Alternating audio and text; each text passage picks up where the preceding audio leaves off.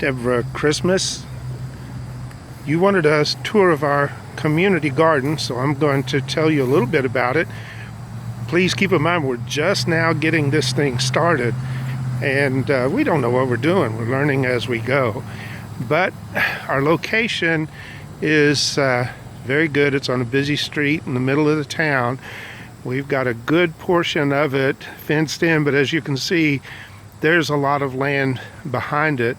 What we're doing right now, we have some raised beds in front. The rest of it is open, primarily because we don't have the money to go out and build a bunch of raised beds, but we're working on it.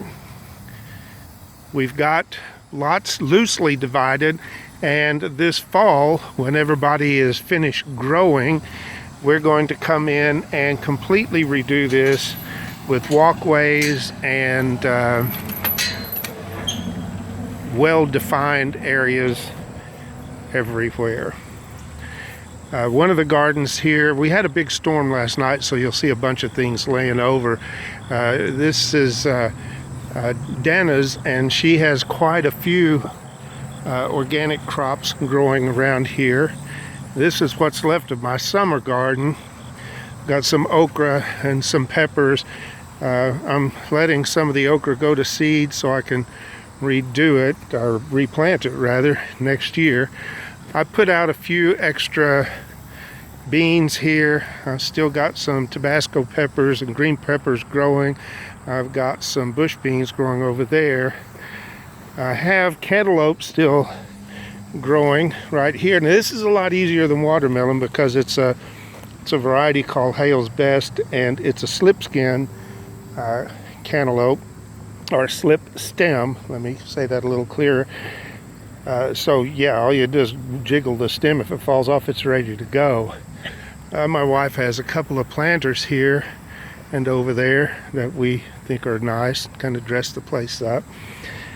This is the start of my fall garden. We've had rain for the last week and I can't get in and weed it, but you can see I've got beans coming up, Chinese cabbage, chard, carrots, romaine, spinach, and I'm doing some more pickling cucumbers over there. This is my first attempt at vertical gardening. So Jessica, I don't know how to pronounce her last name, Roots and Refuge, she's kind of convinced me to give this a go. We'll see how it goes. I've got blueberries here. This variety, I think this is Sunshine. Yeah, Sunshine. It's doing really well. Here's another variety, Jubilee. Not doing so good. I'm going to have to let our good friends at Stark's know what's happening. Another Sunshine. These are doing well.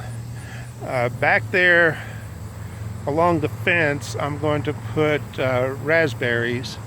I want to find the variety Heritage because I planted that in the past and had real good luck with it. And here's just some local life on our flowers. My marigolds that are supposed to keep bugs away and didn't, but I love them just the same. And my watermelon patch. I've got, I don't know how well this is showing up because right now the sun's glaring so much I can't see it. Probably 15 or so watermelons. There's 1, 2, 3, 4, 5, 6, 7, 8, 9, 10, 11, all right here. This one, just put my hand on it, give you a point of refuge. A lot of talk about the tendrils and the, what is it called, a scope or snope or so, scoop leaf, and that hasn't really served me that well because well, the first one I showed you,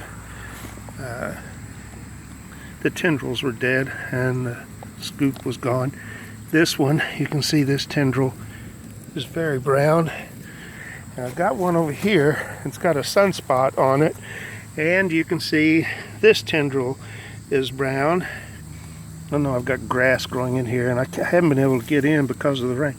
The next tendril down the line is brown, and you can see the stem is even starting to split this way. This tendril's brown, that tendril's brown, so 3-4 tendrils up.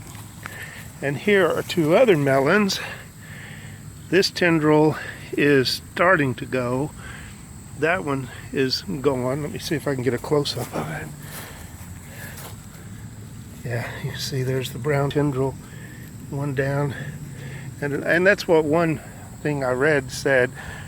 You look at the tendril closest to the melon and then go two down, and that should tell you something.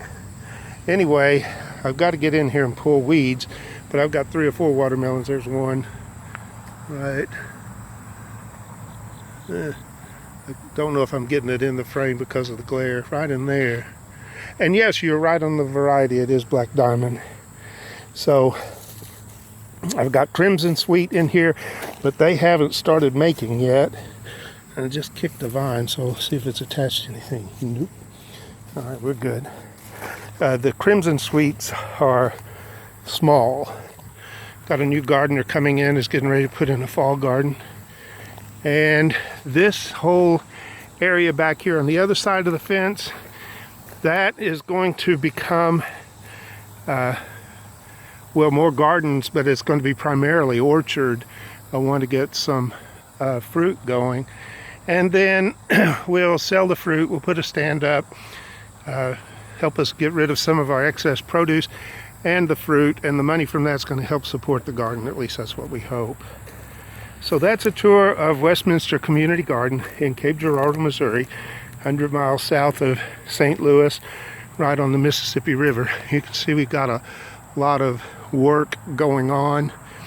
Like most gardens, it's kind of messy this time of year, but it's not from negligence, it's from all the work we've done.